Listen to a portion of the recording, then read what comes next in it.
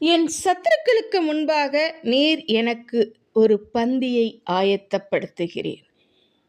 கேளுங்கள் எனக்கு பிரியமானவர்களே, உங்களை குறை சொன்னவர்கள் இருக்கலாம், உங்களை தாழ்த்த நினைத்தவர்கள் இருக்கலாம், உங்கள் தோல்விக்கு காத்திருந்தவர்கள், நீங்கள் எப்பொழுது தோல்வி அடைவீர்கள் என்று நினைத்து காத்திருந்தவர்கள் கூட உங்கள் வாழ்க்கையில் இருக்கலாம். ஆனால் நினைவில் வையுங்கள், உங்கள் கதை அவர்களோட கையில் இல்லை என்பதை அது தேவனுடைய கையில் இருக்கிறது. அவர் உங்களை மறைத்து ஆசீர்வதிக்க மாட்டார். அவர் உங்களை வெளிச்சத்தில் உயர்த்துவேன் என்று சொல்கிறார். உங்களை தள்ளின கூட்டத்திற்கு முன்பாக அவர் உங்கள் மேசையை போட போகிறார். உங்களுக்கு ஒரு பந்தியை ஆயத்தப்படுத்த போகிறார். உங்களை இழிவுபடுத்தின கண்களே ஒரு நாள் உங்கள் உயர்வை பார்க்க போகிறது.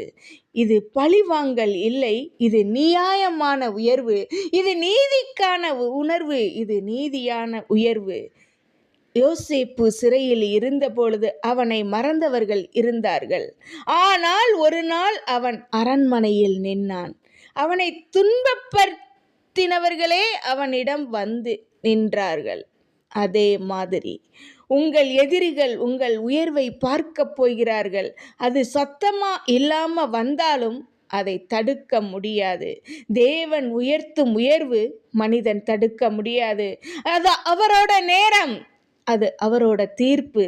நீங்கள் அமைதியாயிருங்க, நீங்க உண்மையாயிருங்க, நீங்க விசுவாசத்தில் நிலைத்து நில்லுங்கள். மீதியானதை தேவன் செய்வார். கர்த்தாவே, என் உயர்வு மனிதர்களால் அல்ல, உம்மாலே வரட்டும். என் எதிரிகளுக்கு முன்பாக நீர் எனக்கு கௌரவத்தை வரவைக்கப் போகிற தயவிற்காக நன்றி. என்னை அமைதியிலும் விசுவாசத்திலும் நிலைநிறுத்தும் என்று சொல்லி நாம் தேவனை நோக்கி வேண்டுவோமா? உங்கள் சத்தத்தை கேட்க ஆயத்தமாயிருக்கிறார். உங்கள் குரலை கேட்க தேவன் ஆயத்தமாயிருக்கிறார். நாம் தேவனிடத்தில் உண்மையோடும் விசுவாசத்தோடும் அமைதியோடும் கேட்போமா? கர்த்தர் தாமே உங்களை ஆசீர்வதிப்பாராக. ஆமென்.